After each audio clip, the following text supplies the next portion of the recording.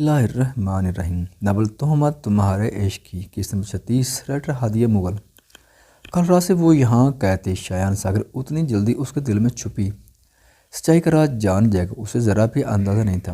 وہ تو شیعہ کو بچانے کے لیے گئی تھی، پر شایان ساگر کو وہاں دے کر اس کا رنگ فاق ہوا تھا، پر اسے باسط سے بھی اپنی حفاظت کرنی تھی۔ تبھی وہ چپ چاپ شایان کی گاڑی میں بیٹھ چکی تھی، اور وہ یہ بھی جانتی تھی اس سب کے بعد باسط اسے غلط سمجھے گا۔ پورے راستے وہ خاموش رہتا، لیکن حویلی میں داخل ہوتی اس نے اپنے آدمیوں کو اشارہ دیے تھے جو اسے بنا سوچنے سمجھنے کا موقع دیے یہاں تہہ خانے میں باندھ کر کے دوبارہ واپس نہیں آئے تھے، اور اسے اندازہ ہو گیا تھا کہ شایان جان گیا ہے کہ وہ انم کے قاتل کو جان چکی ہے۔ کوئی ہے، امی مجھے بچائیں! وہ ایک بار پھر بری طرح مچلتی خود کو آزاد کروانے کے لیے چیخی تھی، جبکہ گلا بری طرح خشک ہو چکا تھا۔ فجر کی اذان سماعتوں سے گونجنے لگی تھی جب دروازے پر آہٹ ہوئی۔ اس کا پورا وجود خوف و ہراس میں جکڑ گیا تھا۔ دروازے پر نظر جمائے وہ اپنا سانس تک روک گئی، پر سامنے اپنی ماں کو دیکھ کر اسے حیرت ہوئی، پر روکا سانس بحال ہوا تھا۔ امی آپ! وہ بول بڑھائی تھی۔ چپ صنم، بولنا مت! انہوں نے آگے بڑھ کر اس کے منہ پر ہاتھ رکھا، ان کا رنگ اڑا ہوا تھا۔ امی وہ بھائی آپ جانتی ہیں انم آپی کا قتل کس نے کیا ہے؟ میں جان گئی ہوں امی، تم نے بہت دیر کر دی جاننے میں، وہ بے بسی سے بولے جبکہ ان کے کپ کپاتے ہاتھ رسیاں کھولنے میں مصروف تھے۔ یہ آپ کیا کہہ رہی ہیں؟ اس نے حیرت سے آنکھیں پھیلائی تھیں۔ وہی جو کہنا چاہتی تھی، لیکن تم نے کبھی سننا گوارا نہیں کیا، ہمیشہ بھائی کی آنکھوں سے دیکھا، بھائی کا کہا سنا اور بھائی کا کہا مانا۔ میں تمہاری ماں تھی صنم، لیکن تم نے مجھے ہمیشہ اپنا دشمن سمجھا تھا۔ ظاہر سی بات ہے یہ میری بہن تھی، میرا کہا ماننا اس پر فرض تھا۔ شایان ساگر کے ساتھ آواز پر صنم کا دل خوف سے لرزا تھا، جبکہ ان کا بھی رنگ فاق ہوا تھا۔ اس نے ماں کا ہاتھ شدت سے جکڑا، وہ پھول چکی تھی۔ امی کم آن صنم، کیوں ڈر رہی ہو؟ بھائی ہوں تمہارا۔ شایان ساگر آگے بڑھا اور نرمی سے صنم کے ہاتھ ماں سے آزاد کروائے تھے۔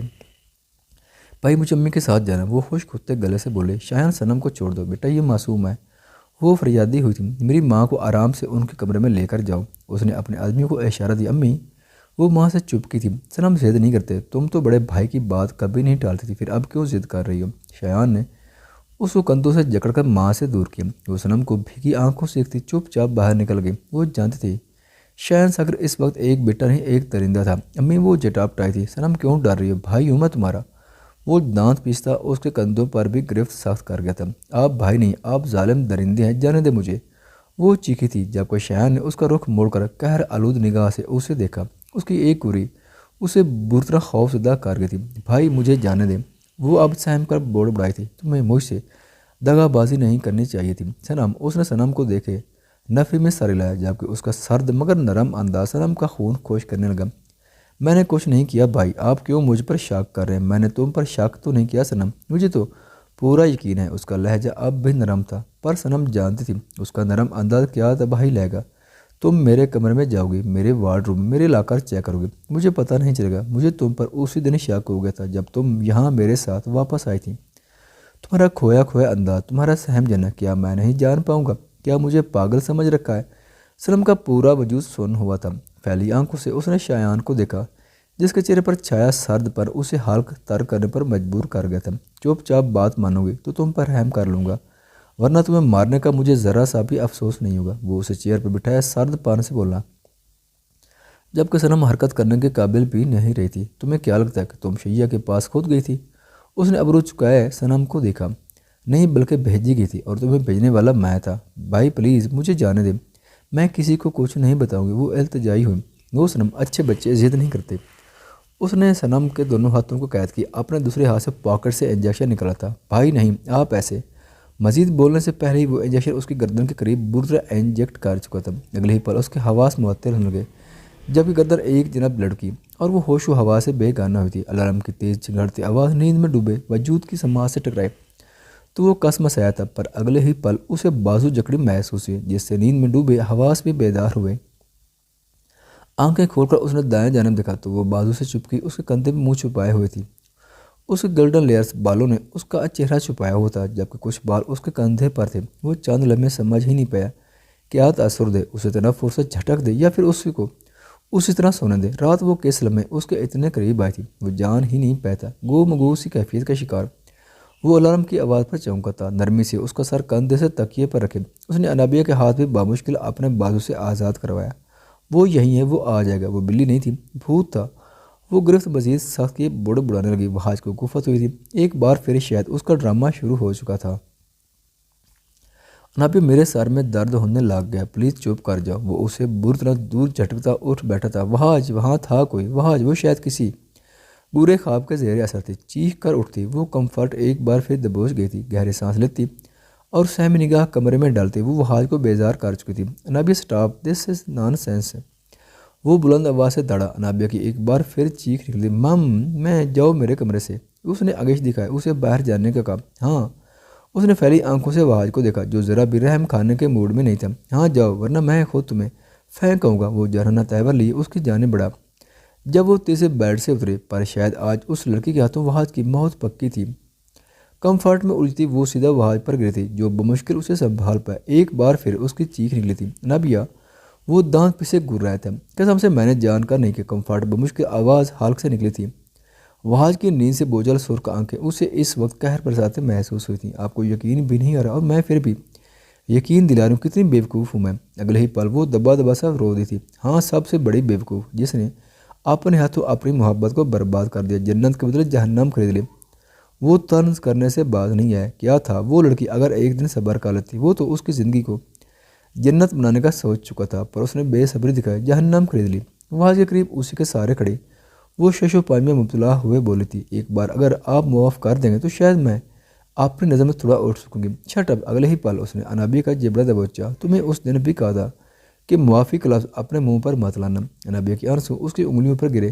اگلے ہی پل اس نے انابیہ کو دور جھٹکا جو ففاٹ میں الجھتی بیڈ پر گری۔ میرے دل میں اگر تھوڑی سی نرمی باقی ہے تو خدا کا واسطہ انابیہ فرما دے، اسے سختی میں نہ بدلو کہ تم اپنے ہاتھوں موت کو گلے لگا رہا۔ آج کے بعد میرے سامنے نہ آنا، دوبارہ کہہ رہا ہوں، اور اب اگر ایسی ویسی کوئی حرکت تم نے کی تو اس گھر میں دوبارہ واپس نہیں آ سکو گی۔ اس کی دل چیرتی دھمکی پر آج پھر وہ سہم کر اپنا سانس تک رو گئی تھی۔ وحاج، وہ تڑپ کر سیدھی ہوئی تھی، میرا دل پتھر ہے انابیہ، ساری عمر بھی سر پٹکو گے تو خود کو ہی زخمی کرو گے، لیکن پتھر کبھی نہیں ٹوٹے گا۔ اس پر آخری زخمی نگاہ ڈالے وہ کمرے سے نکل گیا تھا۔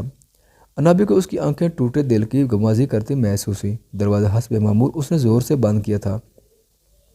وہ بہتی آنکھوں کو رگڑتی سیدھی ہوئی، کمفرٹ کو ہٹاتی وہ خود کو کچھ ملامت کرتی سسکی تھی، کاش میں صبر کر لیتی۔ وحاج، میں نے واقعی یہ جہنم خود خریدی ہے، آپ ٹھیک ہی تو کہہ رہے ہیں، پر اگر میں کوشش کروں گی تو اس جہنم کو جنت میں ایک دن ضرور بدل دوں گی۔ اس نے بند دروازے کو دیکھا، اگر میں آپ پر الزام لگا سکتی ہوں تو اس الزام کو مٹا بھی تو سکتی ہوں۔ ہاں، صرف میں ہی تو مٹا سکتی ہوں۔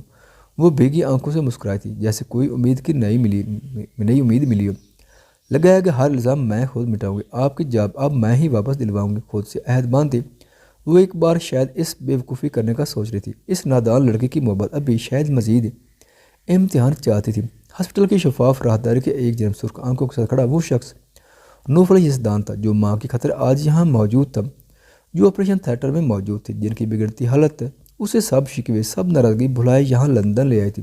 قریب ہی آئی جے ایاز احمد موجود تھے جو بقول ان کے نوفل یزدان کے باپ تھے، مگر نوفل یزدان کے لیے تو وہ ایک عام شخص تھے۔ وہ اکا دکا نگاہ اپنے ناراض بیٹے پر ڈالتے جو آج اتنے سال بعد ان کے سامنے موجود تھا۔ وجہ بھی آج ان کی بیوی یعنی نوفل یزدان کی ماں تھی، پر آج بھی اس نے ایک روٹھی سی نگاہ بھی باپ پر نہیں ڈالی تھی۔ وہ ضبط کیے کافی دیر بیٹھے رہے، لیکن پھر نہ جانے کیا ہوا، یا کلاس اٹھ کر نوفل یزدان کے قریب کھڑے ہوئے۔ نوفل نے پھر بھی کوئی تاثر نہیں دیا، ان کو بے چینی ہونے کل بھی وہ انہیں نظر انداز کیے چلا گیا تھا۔ اتنے برس بعد اگر تمہیں ماں کی تکلیف کی وجہ سے تھوڑا خیال آ ہی گیا ہے تو باپ کا بھی تھوڑا خیال کر لو۔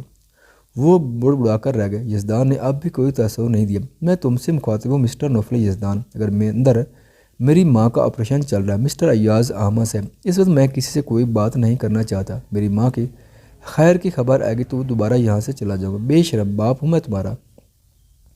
انہوں نے اس کے کندھے پر پانچ مارا۔ یزدان نے اپنی بھوری براؤن آنکھیں نمایاں کیے انہیں گرا، باپ ہوں میں تمہارا۔ انہوں نے بھی اپنی آنکھوں کو پھیلایا، پر میں آپ کا بیٹا نہیں ہوں، وہ صاف گوئی سے بولا۔ پھر یہاں کیوں موجود ہے؟ چاؤ چلے جاؤ۔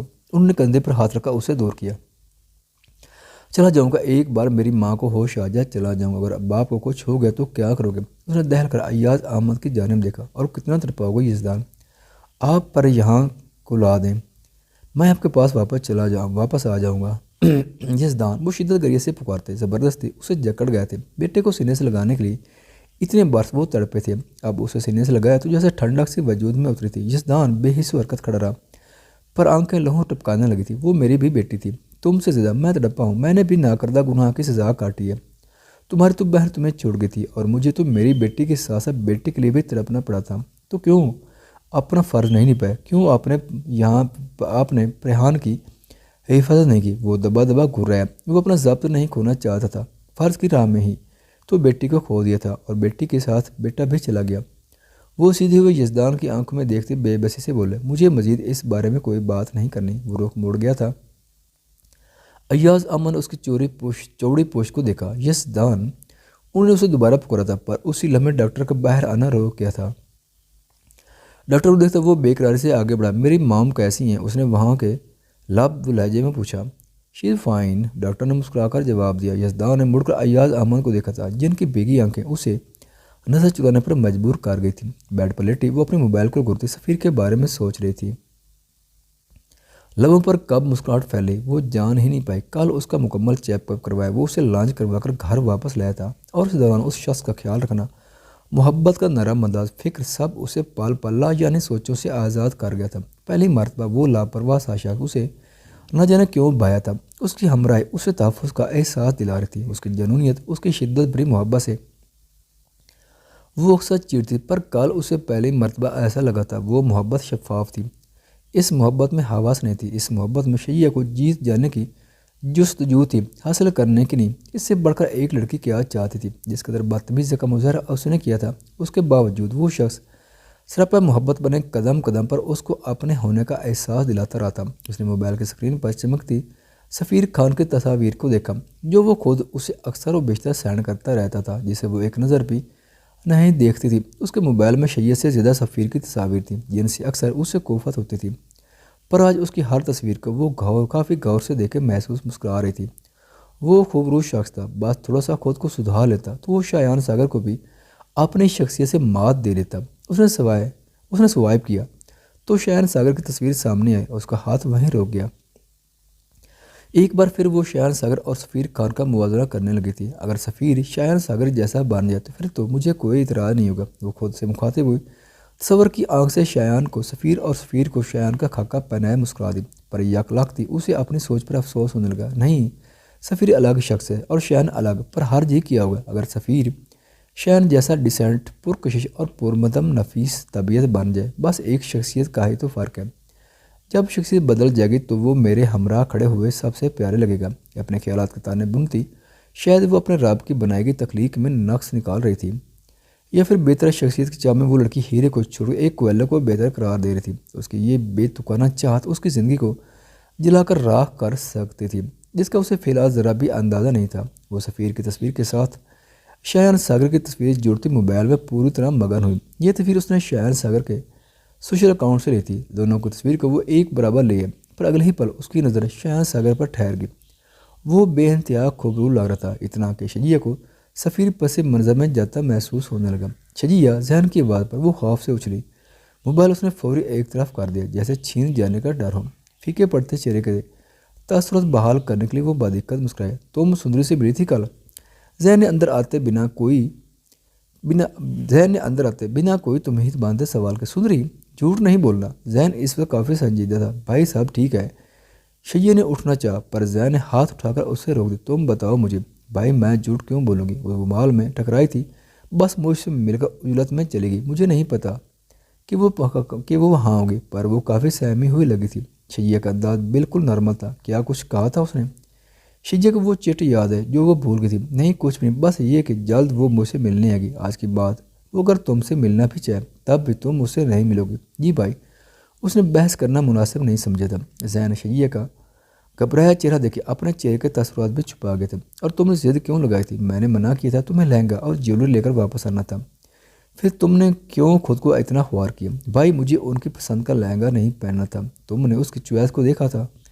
شیعہ نے نفی میں سر ہلایا تھا۔ لا رہی ہے رکھی، دیکھ کر بتانا کیسا ہے۔ ذہن نے شیعہ کو جتایا تھا۔ وہ خاموشی سے نظر چرا کر رہ گئی تھی۔ کچھ ہی دیر میں رکھی ایک باکس اٹھائے کمرے میں داخل ہوئی۔